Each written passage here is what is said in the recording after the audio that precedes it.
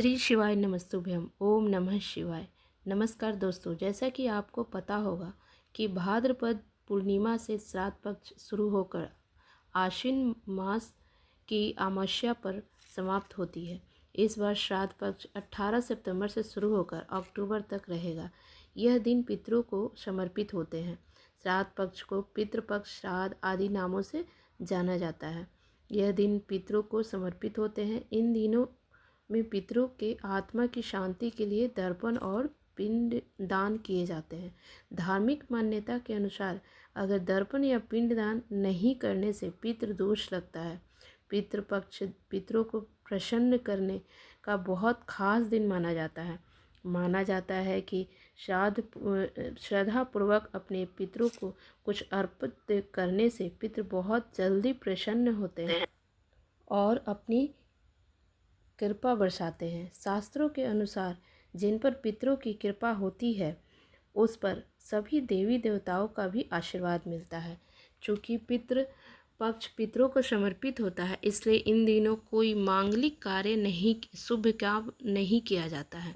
पितरों को की आत्मा की शांति के लिए भगवत गीता का पाठ करना चाहिए। मान्यता है कि अगर पितरों को विधि पूर्वक श्राद्ध और तर्पण न किया जाए तो उनका आत्मा संसार में ही भटकती रहती है। उन्हें इस लोक से मुक्ति नहीं मिलती है। माना जाता है कि जिस घर में पितृ दोष लगता है उस घर में लोग सुखी से नहीं रहते, जीवन में असफलता प्राप्त होती है, सफलता प्राप्त नहीं होती। तो दोस्तों, मैं इस वीडियो में आपको पितृपक्ष में किए जाने वाले एक बहुत ही अचूक और असरकार उपाय बताने वाली हूँ, जिसको करने से भगवान विष्णु और माँ लक्ष्मी की असीम कृपा प्राप्त होगी। बिगड़े काम बनने लगेंगे, साथ में पितरों का आशीर्वाद मिलेगा, जिससे घर में सुख शांति आएगी और परिवार में हर सदस्य को अपने कार्य में सफलता मिलेगी और जीवन के सभी कष्टों और दोषों से मुक्ति मिलेगी। वैसे तो ये उपाय पितृपक्ष में रोज़ाना 16 दिन करना चाहिए, लेकिन अगर आप 16 दिन नहीं भी कर सकते हैं तो अगर आप रोज़ नहीं कर पाए तो आप पितृपक्ष की पूर्णिमा और पितृपक्ष की अमावस्या और पितृपक्ष में जो एकादशी का दिन पड़ता है उस दिन और पितरों के जिस दिन मृत्यु का तिथि है उस दिन इस उपाय को ज़रूर कर लें। ठीक है, इस उपाय को आप शाम में कर सकते हैं। इसको दिन में और सुबह में नहीं करना चाहिए, सिर्फ शाम में, रात में कर सकते हैं इस उपाय को।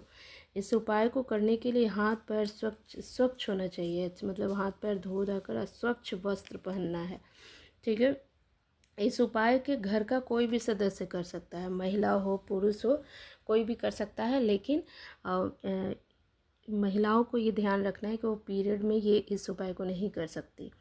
ठीक है, हाथ धोकर अच्छे से साफ स्वच्छ होने के बाद आप एक दिया तैयार करेंगे। दिया जो लेंगे वो उसमें रुई, उजला जो रुई आता है ना, उसका बाती रखेंगे और शुद्ध घी के साथ दिया तैयार करेंगे। अगर घी नहीं है तो आप सरसों तेल भी ले सकते हैं और उसी दिए में थोड़ी सी काली तिल डाल देना है इस उपाय के लिए। मिट्टी पीतल का भी ले सकते हैं, मिट्टी का भी दिया ले सकते हैं।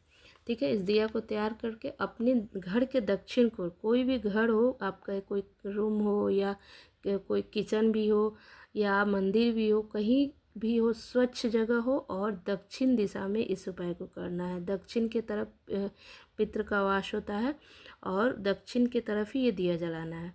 तो इसलिए आप वो जगह अच्छे से स्वच्छ साफ जगह देख लीजिए जो दक्षिण कोण में पड़ता हो। ठीक है, वहीं पे ये आपको दक्षिण में ही करना है।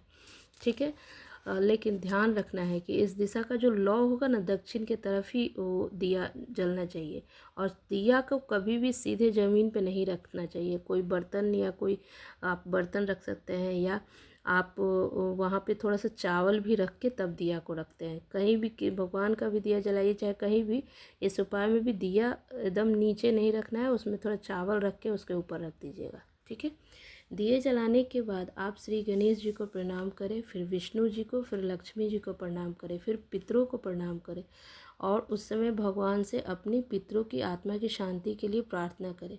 इसके बाद पितरों से प्रार्थना करें पितृदोष से मुक्ति के लिए। ठीक है, उस समय एक मंत्र है, भगवान विष्णु जी का एक महामंत्र है, ओम नमो भगवते वासुदेवाय। इसका 11 बार वहाँ उस समय जाप करेंगे जब ये दीपक जलाएंगे। उसके बाद पितरों के लिए भी एक मंत्र है, उसको भी 108 बार जाप करना है। ओम पितृ देवता नमः। इस तरह आप इसको उंगली पे कर सकते हैं या माचिस के तिल्ली से कर सकते हैं, या आपके पास जो माला जो जपने वाला होता है ना, वो अगर है उससे भी आप इस माला को आप इसको 108 बार आपको इस मंत्र को बोलना है। ठीक है, इस मंत्र को दक्षिण दिशा में बैठकर आपको इस मंत्र को बोलना है। इस प्रकार पितृपक्ष में इस तरह दिया जलाने और मंत्र जाप करने से पितरों के असीम कृपा प्राप्त होती है और पितृदोष से मुक्ति मिलती है। इस मंत्र के जाप के बाद पितरों को प्रणाम करें और प्रार्थना करें अपने जीवन की में जो भी परेशानियाँ आ रही हैं, कष्ट आ रही है, उसको दूर करने के लिए आप प्रार्थना करें। ठीक है, इस उपाय को आप थोड़ा सा स्वच्छता का ध्यान रखेंगे और इस उपाय को शाम में ही करेंगे और सुबह दिन में नहीं करना है। और इसमें तो आपको बताया कि आप महिलाएं पुरुष कोई भी कर सकते हैं। महिलाएं को अपना पीरियड का ध्यान रखना है। देखिए, पितृपक्ष जब चलता है ना, तो पितृपक्ष के दौरान जो 16 दिन होते हैं उसमें कोई भी नई वस्तु नहीं खरीदना चाहिए, नहीं नाखून काटना चाहिए, नहीं आपको दाढ़ी बनाना चाहिए, ये सब चीज़ नहीं करना चाहिए। और हमेशा पशु पक्षी, आपको गाय को, चींटी को भोजन कराना चाहिए, दाना देना चाहिए इस समय। तो इससे पितृ प्रसन्न होते हैं और आपको आशीर्वाद देते हैं। तो आप इस उपाय को एक बार ज़रूर कीजिए। आपको जो भी जीवन में जो भी घर में झगड़ा, कलह, कष्ट हो रहा है ना, जो दिक्कत आ रहा है, परेशानी हो रहा है, कोई काम कर रहे हैं सफलता नहीं मिल रहा है, तो ये सारी चीज़ें आपकी दूर होगी। बहुत बहुत धन्यवाद।